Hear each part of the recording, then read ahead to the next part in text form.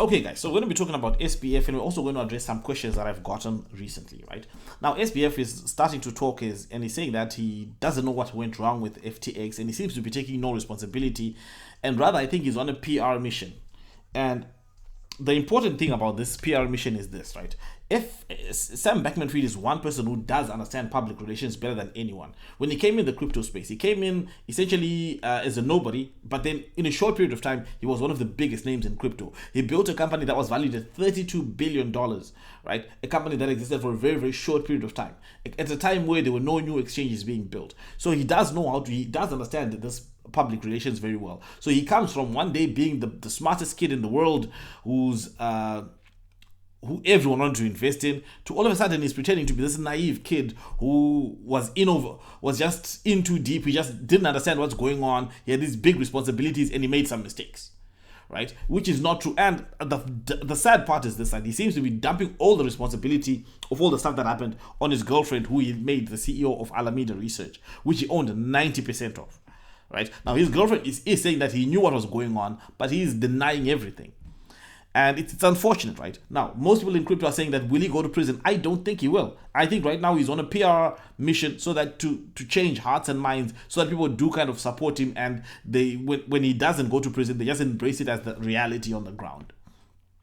Now, all in all, I don't have a huge opinion on him. I do think that the best thing that anyone can do right now is to move on and find those projects that can really change the game in the next bull run.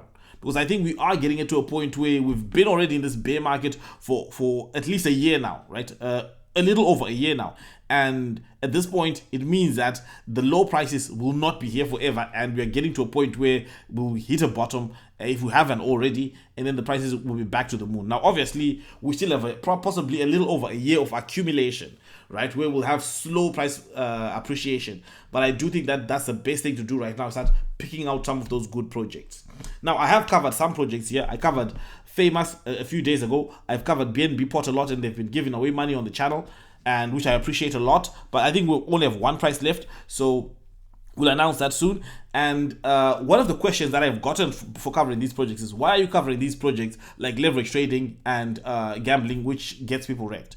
And I must say this, right? The most important thing right now that I think is the biggest value proposition in crypto right now is income generating protocols that generate real yield.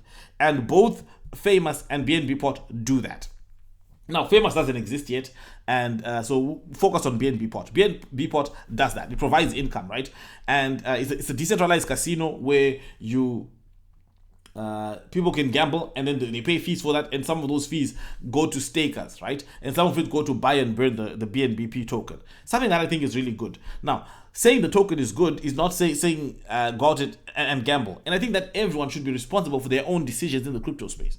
No one should be responsible for anyone else's decision. Now, the strange thing about it is that most people will complain that, why are you covering these coins? You're going to influence people to get wrecked. If you ask them, okay, did I influence you to get wrecked? They'll say, well, no, I don't get influenced, but you're influencing others because others are too stupid to make up their own minds the same way I'm making up my own mind. That's the logic there, which I think is a very, very bad logic. I think that almost everyone who watches this channel is extremely smart. I mean, I read some of the comments that I left. It's extremely smart. And it's I would hope everyone feels that they're responsible for their own financial decisions if they do make any decisions, right? And if they don't, they should give me a cut where they make money. No, that's that. Everyone should be responsible for their own financial decisions, and nothing that comes here is financial advice or any kind of advice at all. But I will talk about things that some people don't like, and I do think that those people who feel like they need to be shielded and protected from these should not watch. And I don't say it in a bad way. I say it in a really good way, that maybe you shouldn't, because we're going to talk about some things that get people wrecked. I mean, in crypto, no one thought FTX was going to do what it did, but it did. Everyone liked Terra Luna, right? Terra Luna, I mean, they were paying 20% on USD stablecoin. So anything can happen. This is extremely risky stuff, but this is also where the biggest opportunities lie in the world, not just in crypto.